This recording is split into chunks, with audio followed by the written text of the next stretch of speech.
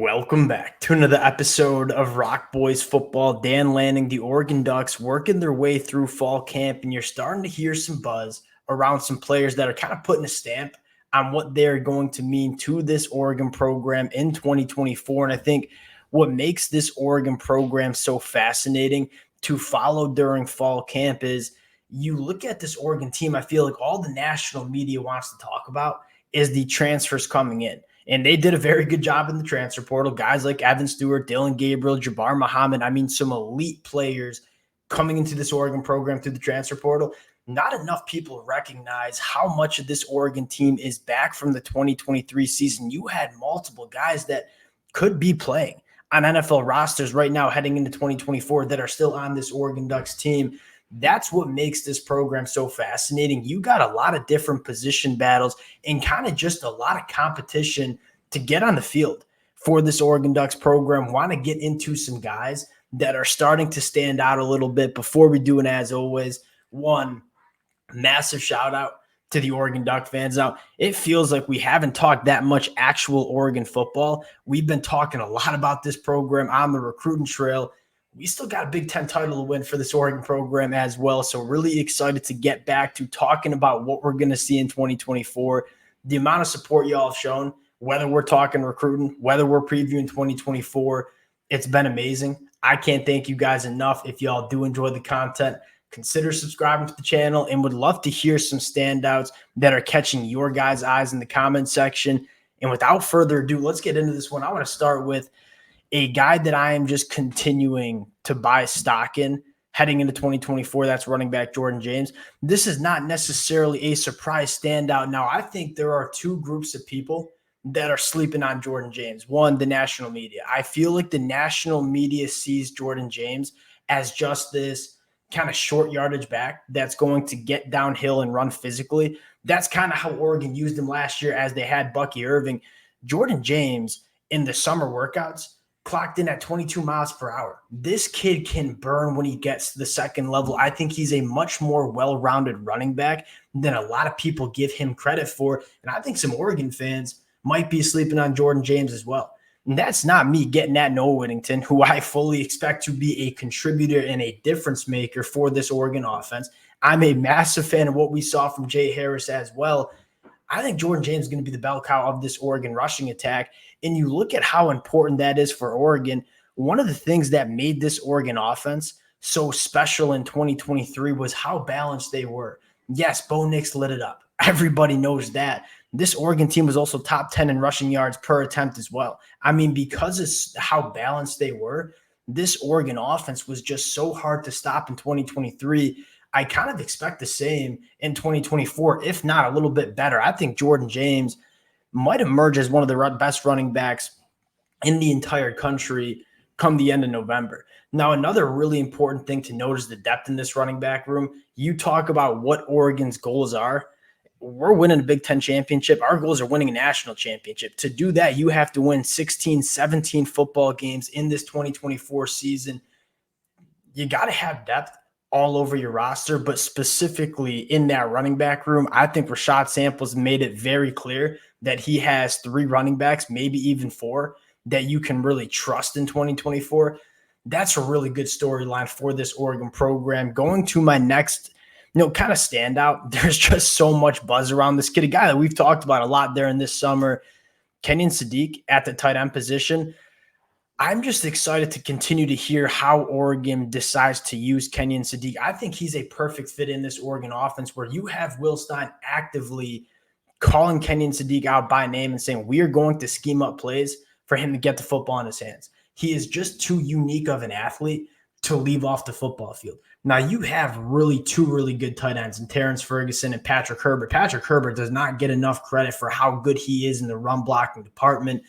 Those are really good, two really good tight ends. Terrence Ferguson probably should be on an NFL roster, but you have this kind of offensive weapon that is extremely dynamic. He's a matchup nightmare, and I'm just so happy to hear Will Stein saying, hey, we see Kenyon Sadiq, and we're going to figure out a way to get him on the football field. What's the best sign of a really good football coach, a really good offensive coordinator, knowing how to use your personnel. And it sounds like Will Stein has a very good and clear idea of how he wants to get Kenyon Sadiq involved in this Oregon offense.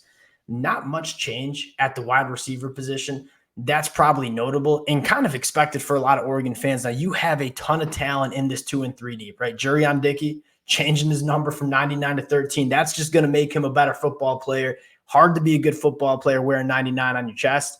Gary Bryant Jr. getting a lot of love. A guy like Kyle Casper is extremely unique in terms of what he brings to this pass catching room. But at the end of the day, it's just going to be really hard to keep Tez Johnson, Evan Stewart, and Trayshawn Holden off the field. And I think the last kind of storyline that I'm looking for this Oregon offense, it's going to be the depth on the offensive line. We talked a little bit about this. I think Oregon feels really good about what they have on the interior of the defensive line. Guys like Nishad, they've played a lot of football, quite frankly, would be starting on a lot of programs across the country. I think the biggest thing we're still waiting to hear for Oregon during fall camp is what that tackle depth looks like on the offensive line. You make no mistake about it. The starting five for this Oregon offensive line rivals just about any program that you see in the country. That being said, we have some question marks about what that 2 deep looks like within the offensive line as the pads get put on, as the bullets start getting a little bit more real through fall camp. I'm going to be really interested to hear what this 2 deep is shaking out to be for this Oregon program. Going to the defensive side of the football, I think we got to start at the linebacker position. And to preface this, the defensive line is the biggest storyline, at least for me personally, heading into fall camp. We're not going to talk a ton about the defensive line right now because they haven't put on the pads yet. Once they put on the pads, we'll talk a little bit more about what this Oregon defensive line is shaking out to be and some of that young talent that might be breaking out in 2024. Talk about a guy that is getting a ton of buzz and, quite frankly, another guy that's going to be hard to keep off the football field for this Oregon program. That's Devin Jackson. Devin Jackson is a fascinating prospect. He's one of the fastest players on this Oregon Ducks roster, ran a 10.56 in the 100-meter dash coming out of high school. You look at the different teams that Oregon is going to be playing in the Big Ten this year. I mean, there are going to be some teams like Iowa or Nebraska or Minnesota that are going to want to play you in a phone booth. Maybe Jeff Bassa and Justin Jacobs are better suited to play those games. You look at teams like USC or Washington or Ohio State, when these teams are trying to get as much speed on the field as possible, you might want to play Devin Jackson a little bit more. The biggest takeaway I'm getting from Devin Jackson is that he's starting to put it together between the ears a little bit more effectively. We know this kid is a freak show in terms of what he can do at an off-ball linebacker spot, but in order to play fast, you got to be able to diagnose fast. You got to be able to know what's happening in front of you, know where you need to be. It sounds like he's starting to put that element of his game together. And once he starts seeing the field faster, he's going to start playing a lot faster. Devin Jackson, I think, could emerge as one of the better linebackers on this Oregon Ducks defense.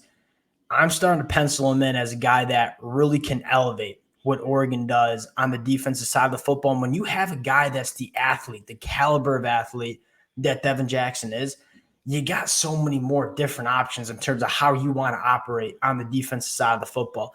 Last storyline, and I would love to hear how the Oregon fans are feeling about this. I thought about this in the shower the other night. I'm going to be quite frank about it. I spent a lot of time thinking about the Oregon Ducks, quite frankly. Now, this is what I was thinking. You look at this Oregon secondary and say it is an embarrassment of riches at the cornerback spot. I think you go 3 deep of guys that are legitimate dudes that could be starting on multiple other Power 4 programs across the country. But you do look at that safety position and say we're a little bit thin, right? You have guys like Tasheem Johnson and Kobe Savage, guys that we trust, guys that have played a lot of college football in their time. That being said, after Tasheem Johnson and Kobe Savage, it's true freshmen. Probably going to be Aaron Flowers working in as that third safety. Obviously, a guy like Peyton Woodyard coming from Alabama in the spring. That's another big storyline. I guess the point I'm saying is you're very thin at the safety position and you're loaded at the cornerback spot. I mean, there is a search situation or circumstance where someone like Jalil Florence, who I think is a player that you want to get on the football field, might not be playing that much football for Oregon just based on how good the cornerback position is for Oregon heading into 2024. What I'm interested in and what I would love to hear from the Oregon fans, do we start cross-training some cornerbacks that might be in the 2 or 3 deep in order to try to get them on the football field a little bit more and bolster a position group that's probably the thinnest on this roster? Just kind of a question. I don't know if you want to mess around with it too much, because if you have elite cornerbacks, it takes a lot of pressure off your safeties. And quite frankly, I'm a massive fan of guys like Aaron Flowers as guys that Oregon can trust in 2024 as true freshmen. Just something that I was playing around with. Not a ton of information coming out so far during this Oregon Ducks fall camp session. We'll continue to update it. We'll continue to talk about the storylines, but we'll cut it there. Again, appreciate you guys rocking with the fellas. If you all do enjoy the content, consider subscribing to the channel. Appreciate you guys, and we'll talk to you all later.